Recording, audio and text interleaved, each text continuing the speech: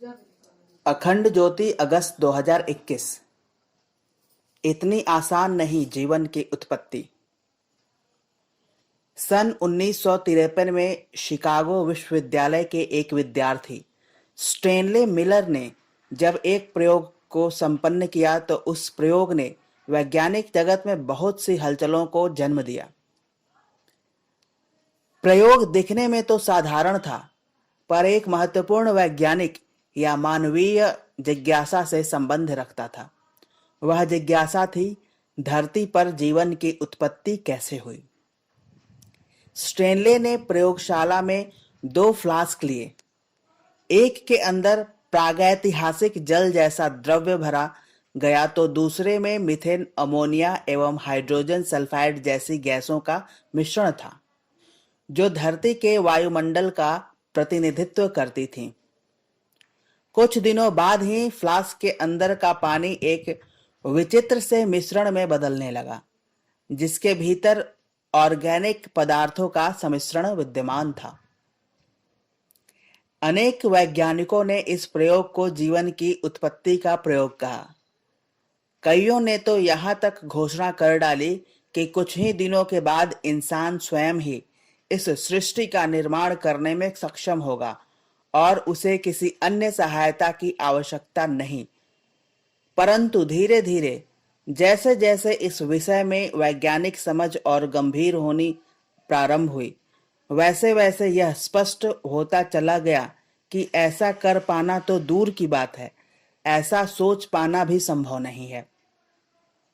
उदाहरण के तौर पर यह सभी को पता है कि जीवन के निर्माण के लिए, या यूं कहें कि एक मानवीय शरीर के निर्माण के लिए, अमीनो अम्लों की आवश्यकता होगी।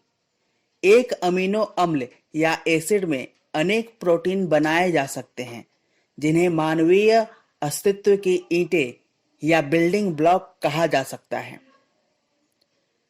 यहाँ पर समीकरण रोचक हो जाते हैं, क्योंकि मनुष्य शरीर में करोड़ों की संख्या में प्रोटीन की जरूरत पड़ती है और एक प्रोटीन को बनाने के लिए अमीनो एसिड को एक निश्चित क्रम में लगाना जरूरी होता है।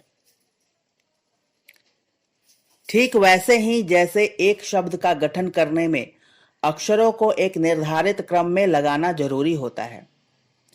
यदि हमें इसी तरह से हमारे शरीर के एक महत्वपूर्ण प्रोटीन कोलेजन का निर्माण करना हो तो उसके लिए 1055 अमीनो एसिड को एक निश्चित क्रम में लगाने की आवश्यकता होगी।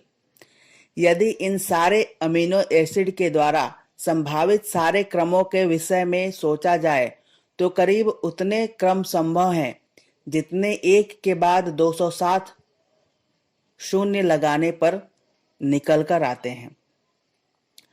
प्रश्न उठता है कि अमीनो एसिड को यह पता कैसे चलता है कि हमें इसे निश्चित क्रम में लगना है।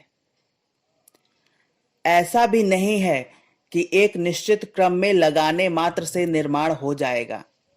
उनका क्रम में लगना, फिर दूसरे प्रोटॉन के साथ समीकरण में बैठना और फिर एक निश्चित आकार को प्राप्त करना, जिसे प्राप्त किए बिना वह निर्माण संभव नहीं है, यह सब कुछ किसी चमत्कार से कम नहीं।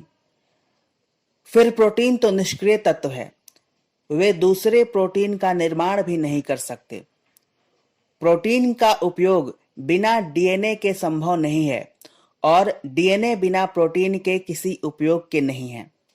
क्या यह किसी दैवी समीकरण जैसा नहीं लगता कि डीएनए एवं प्रोटीन ने जीवन को जन्म देने के लिए एक दूसरे को खोज लिया हो? वैज्ञानिक भी आज इस सत्य को अनुभव करने लगे हैं कि मानवीय जीवन की उत्पत्ति इतनी सरल नहीं है जितनी दिखाई पड़ती है। समाप्त।